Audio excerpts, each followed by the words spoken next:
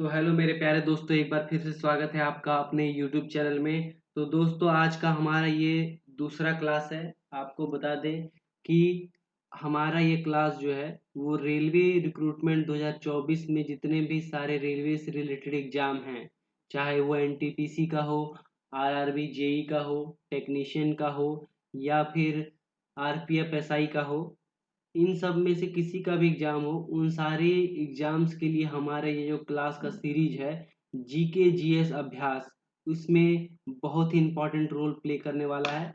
तो जो लोग दोस्त हमारे चैनल पे नए हैं वो चैनल को कीजिए सब्सक्राइब, साथ ही अपना प्यार और सपोर्ट बनाए रखने के लिए वीडियोस को करें लाइक। दोस्तों, हमारा एक ही मकसद है, आपका सिलेक्शन पक्का कराना।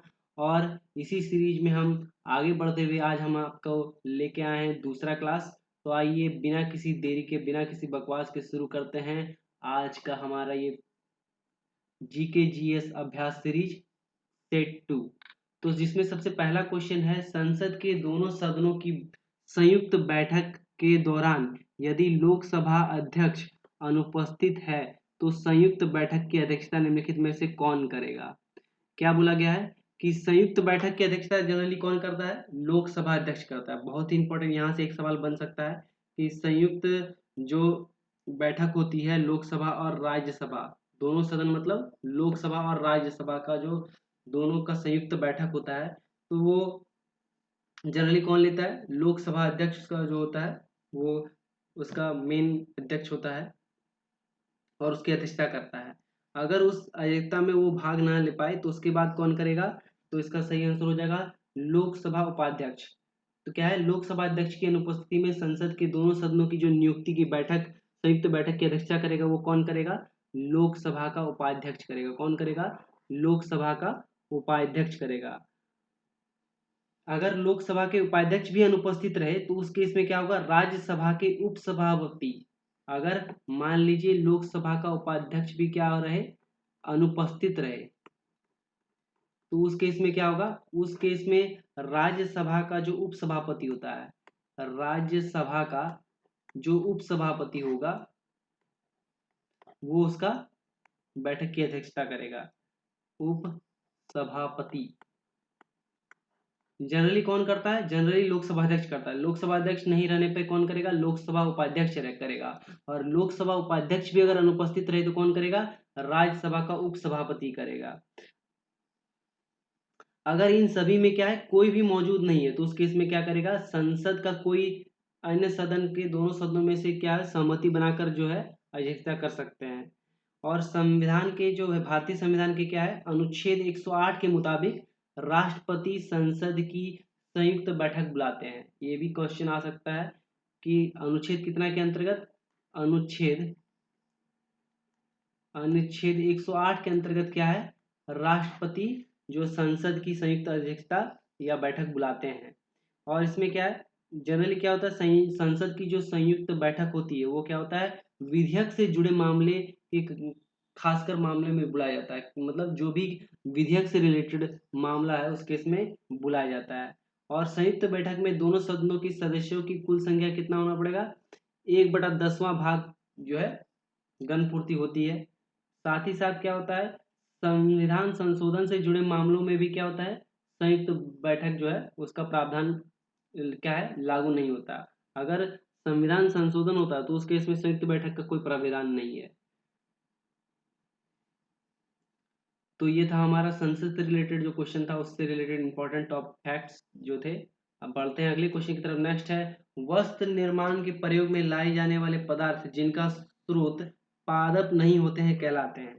तो वैसे पदार्थ जिसका जो क्या है, वस्त्र निर्माण में मतलब कपड़ा निर्माण में प्रयोग किए जाते हैं, और उनका स्रोत जो है, मतलब वो जो पदार्थ मिलते हैं वो अगर पेड़ों से ना मिलके किसी अन्य स्रोत से मिले तो उनको क्या बोलेंगे?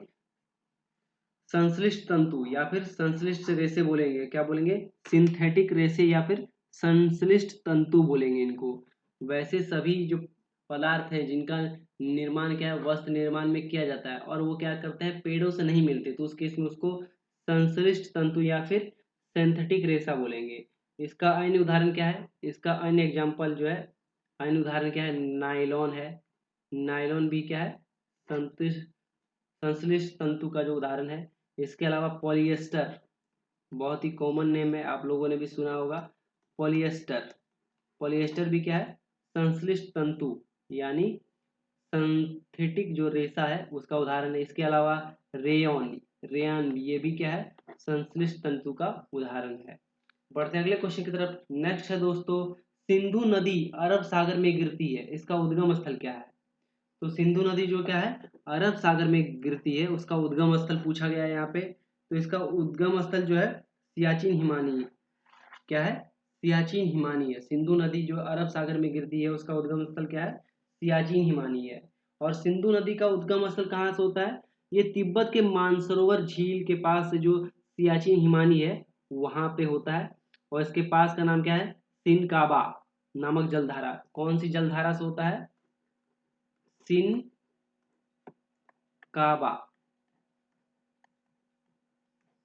सिनकाबा, ये क्या है, ये जलधारा से इसका निर्माण होता है सिंधु नदी का। और ये नदी क्या है, तिब्बत से लद्दाख होते हुए भारत में प्रवेश करती है।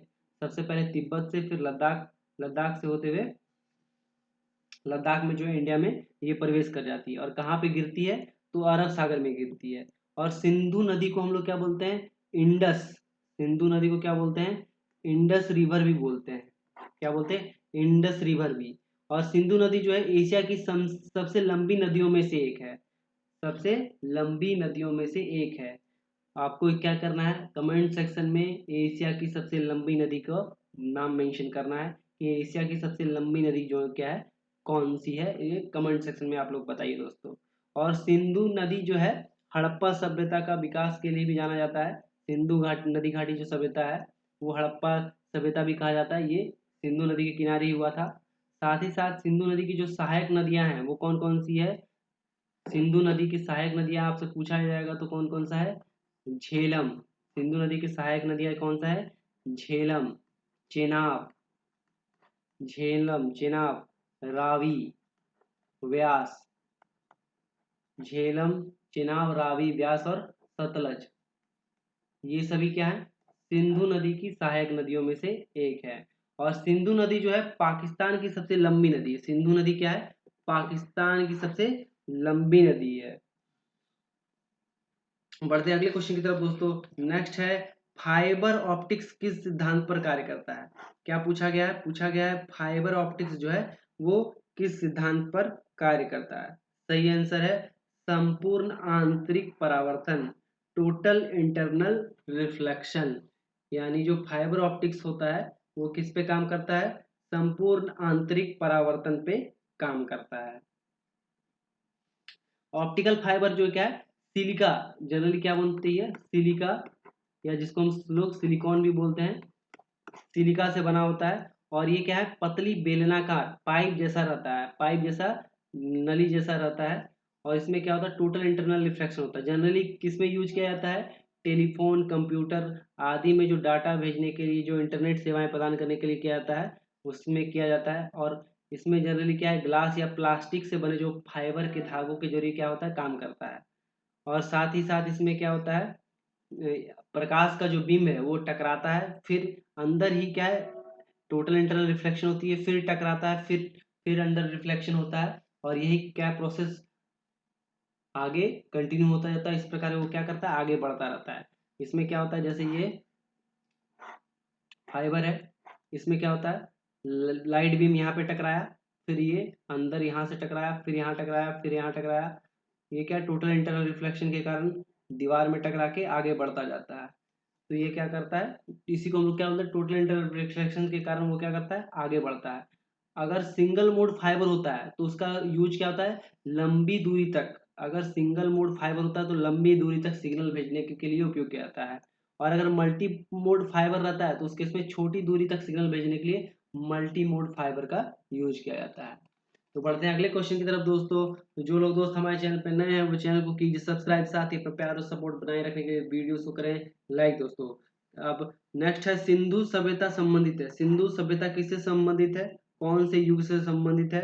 तो इसका सही आंसर हो जाएगा आद ऐतिहासिक युग से। सिंधु सभ्यता संबंधित किससे है, आद ऐतिहासिक युग से संबंधित है। सिंधु सभ्यता किससे संबंधित है, आद ऐतिहासिक युग से संबंधित है।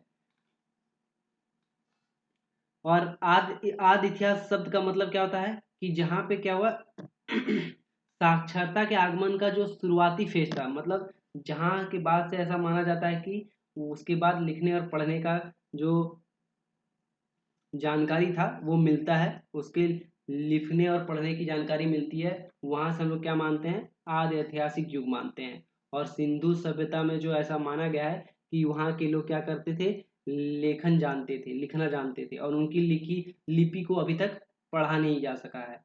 उनका जो लिपि था, सिंधु घाटी सभ्यता की लिपि जो लिखी गई कौन सी लिपि में, उसको उस लिपि को अभी तक क्या किया गया है, पढ़ा नहीं जा सका, इसीलिए इसको क्या रखा गया है, आदि ऐतिहासिक काल में रखा गया है। किसमें रखा गया है, आदि ऐतिहासिक काल में रखा गया है। और सिंधु घाटी सभ्यता को ही हड़प्पा घाटी सभ्यता के नाम से जाना जाता है, तो हम लोग पहले भी देखे। साथ ही ये क्या है, 3300 ईसा पूर्व से लेके 3300 ईसा पूर्व से लेके 1300 ईसा पूर्व से तक का जो टाइम पीरियड था, 1300 ईसा पूर्व तक का जो टाइम पीरियड था, तब के पीरियड था। और सिंधु सभ्यता जो है घग्गर और हकरा नदी की घाटियों में फली फूली थी। और साथ ही साथ ये क्या है, भारतीय उपमहाद्वीप की पहली ज्ञात शहरी संस्कृति थी, मतलब जो अर्बन डेवलपमेंट हुआ था, शहरी विकास हुआ था, सबसे पहले सिंधु घाटी सभ्यता में ही हुआ था। और सिंधु घाटी सभ्यता के जो प्रमुख शहर थे वो कौन कौन से थे, मोहनजोदारो थे, हड़प्पा था, धोलावीरा था, राखीगढ़ी था। और सिंधु घाटी सभ्यता में ही क्या हुआ था, गेहूं, जौ, राई, मटर, तिल, सरसों जैसे अनाज पैदा किए गए थे। तो इसी के साथ बढ़ते हैं अगले क्वेश्चन की तरफ। नेक्स्ट है, किस विद्वान का मानना था कि अलाउद्दीन खिलजी के बाजार नियंत्रण का एक बड़ा उद्देश्य हिंदुओं को सजा देना था। तो वो कौन सा विद्वान था, तो इसका सही उद्देश्य है जयाउद्दीन बर्नी। जयाउद्दीन बर्नी का मानना था जो अलाउद्दीन खिलजी था उसका उद्देश्य क्या था, जो बाजार नियंत्रण का उद्देश्य था उसका उद्देश्य था हिंदुओं को सजा देना। बढ़ते हैं अगले क्वेश्चन की तरफ। नेक्स्ट है, खिलाफत समिति का गठन कहाँ और कब हुआ था। तो इसका सही आंसर हो जाएगा बॉम्बे 1919 में। खिलाफत समिति का गठन कहाँ हुआ था, बॉम्बे 1919 में खिलाफत समिति का गठन हुआ था। किसने किया था, मोहम्मद अली, बहुत इंपॉर्टेंट है, मोहम्मद अली। खिलाफत समिति का जो गठन किया था कौन किया था, मोहम्मद अली और उनके भाई शौकत अली। मोहम्मद अली और उनके भाई शौकत अली ने क्या किया था, खिलाफत समिति का गठन किया था। और ये क्या है, भारतीय मुस्लिम आंदोलन जो 1919 से लेकर 1924 के बीच हुआ था, वो भी इसी नाम से जाना जाता है, खिलाफत आंदोलन के नाम से भी जाना जाता है। साथ ही साथ आपको बताते चले, जो खिलाफत समिति का गठन किया गया था उसका मेन उद्देश्य क्या था, तुर्की में जो खलीफा पद को फिर से स्थापित करना। तुर्की का जो खलीफा का पद था, खलीफा का जो पद था उसको फिर से स्थापित करना खिलाफत समिति का जो है मेन मकसद था, मेन मोटो था। बढ़ते हैं अगले क्वेश्चन की तरफ। नेक्स्ट है, राज्यसभा के 245 सदस्यों में कुल कितने निर्वाचित सदस्य होते हैं। बहुत ही इंपॉर्टेंट सवाल यहाँ पे पूछा गया है कि राज्यसभा में कितने सदस्य होते हैं तो टोटल 245 कितने होते हैं, 245 सदस्य होते हैं, जिसमें से निर्वाचित सदस्यों के बारे में पूछा गया है। तो निर्वाचित सदस्यों की संख्या कितनी होती है, 233। बाकी बचे 12 वो क्या होते हैं, राष्ट्रपति द्वारा मनोनीत किए जाते हैं। बाकी बचे 12 क्या किए जाते हैं, राष्ट्रपति द्वारा मनोनीत किए जाते हैं। तो टोटल निर्वाचित कितना हो गया, 233, राष्ट्रपति द्वारा मनोनीत कितना हो गया, 12, तो टोटल हो गया 245। बढ़ते हैं अगले क्वेश्चन की तरफ दोस्तों। नेक्स्ट है, बोडो भाषा मुख्य रूप से किस राज्य में बोली जाती है। बहुत ही इंपॉर्टेंट सवाल, बहुत ही जेनरिक सवाल है, अक्सर एग्जाम में पूछा जाता है कि बोडो भाषा मुख्य रूप से किस राज्य में बोली जाती है। तो सही आंसर है असम। बोडो भाषा किस राज्य में बोली जाती है, मुख्य रूप से असम में बोली जाती है। और बोडो भाषा जो है उसको संवैधानिक दर्जा प्राप्त है, जो 22 जो अनुसूचित भाषाएं हैं उसमें से एक है। अभी जो टोटल 22 भाषाएं हैं, अनुसूचित भाषाएं हैं, उनमें से एक क्या है, बोडो भाषा भी है। और इसे के बोडो भाषा को क्या हुआ था, 2004 में 8वीं अनुसूची में जो है भारतीय भाषा जो है उसमें मान्यता मिली थी 2004 में। बढ़ते हैं अगले क्वेश्चन की तरफ दोस्तों। नेक्स्ट है, डैश दर्रा उत्तराखंड और तिब्बत को जोड़ता है और गंगोत्री के ऊपर में स्थित है। वो कौन सा दर्रा है? वो कौन सा दर्रा है जो उत्तराखंड और किसको जोड़ता है? तिब्बत को जोड़ता है। तो इसका सही आंसर हो जाएगा जो मुलिंगला। मुलिंगला जो है वो दर्रा जो है उत्तराखंड और तिब्बत को जोड़ता है। जोजिला किसको जोड़ता है? जोजिला जोड़ता है श्रीनगर। जोजिला किसको जोड़ता है? श्रीनगर और लेह को जोड़ता है। श्रीनगर और लेह को जोड़ता है। शिवकिला किसको जोड़ता है? शिवकिला जोड़ता है हिमाचल प्रदेश में स्थित है। किसमें, कहाँ पे स्थित है शिवकिला? हिमाचल प्रदेश में स्थित है शिवकिला।